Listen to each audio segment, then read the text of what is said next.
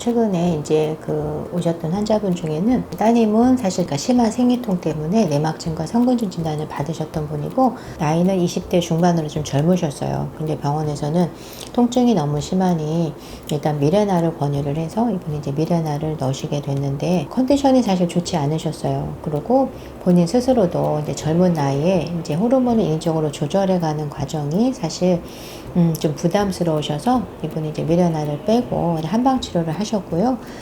다행히 치료를 통해서 생리통이 많이 좋아지셨고, 또 이제 자궁 질환도 잘 유지를 하면서 이제 치료를 마무리를 하신 분인데, 이렇게 이제 좋아지고 나서 이분의 이제 어머님이 사실은 또 이제 따님의 소개로 같이 오셨어요. 근데 이제 어머님 같은 경우는 자궁 근종과 내막증이 있으셔서 10년 전에 40대 후반에 이제 자궁을 드러내셨어요. 이제 지금에 와서 보니 이 부분이 자궁 적출하고 난 후유증이었다는 것을 이제 아시게 됐는데, 사실 그 전까지는 거의 한 10년 이상 이제 힘든 증상들을 겪어 오셨는데, 대표 증상이 이제 불면증이셨어요. 잠을 못 주무시는 거예요. 수면제를 먹어도 잠이 오지 않고, 그래서 이제 하루에 2번씩 수면제를 드시기도 했고, 또 수면제를 먹고도 잠이 오지 않아서 아침까지 꼬박 새시는 경우도 있었고, 힘들거나 피곤하고 잠을 이렇게 못 자니까 그럴 때면 몸 안에 있는 장기들이 떨리는 느낌들이 있으셨다고 해요. 그건 본인만이 느끼는 증상이셨고,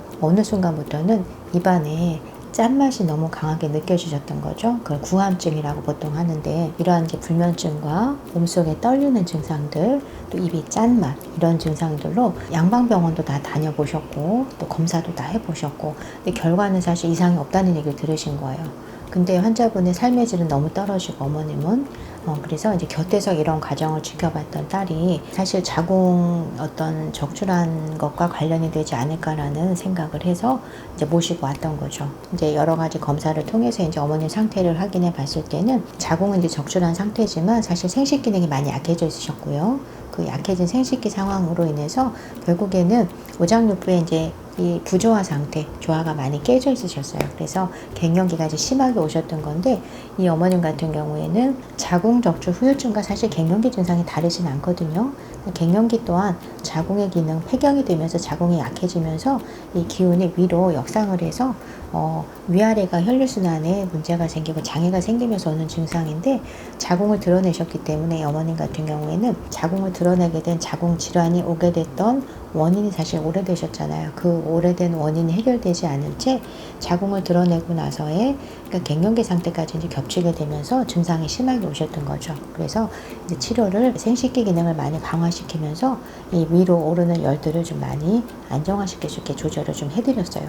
다행히 이제 치료를 3개월 정도 진행하고 나셔서 지금은요, 어머님이 잠을 잘 주무세요. 수면제를 먹지 않고도 잘 주무시고, 그리고 몸속에 떨림 증상도 이제 거의 미약해졌고, 또 아주 피곤할 때 제외하고는 거의 느껴지지 않는다라고 말씀해 주셨고요.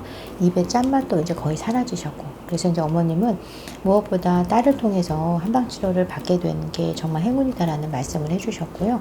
이제 삶의 질이 좋아져서 앞으로도 이제 그 건강관리를 하면서 컨디션을 잘 유지해 갈 수 있게 돼서 감사하다는 말씀을 전해 주셨습니다. 어머님과 따님의 경우처럼 저희 한의원에는요, 따님이 치료를 하고 좋아지신 이후에 어머님을 모시고 오는 경우도 있고, 대부분 이제 그 어머님들의 경우에는 갱년기 증상이나 자궁 적출 후에 오는 증상들로 오시는 경우들이 있고요.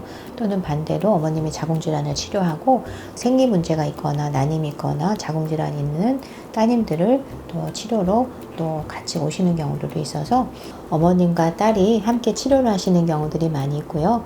오늘은 그 사례 중에 한 경우를 소개해 드렸습니다.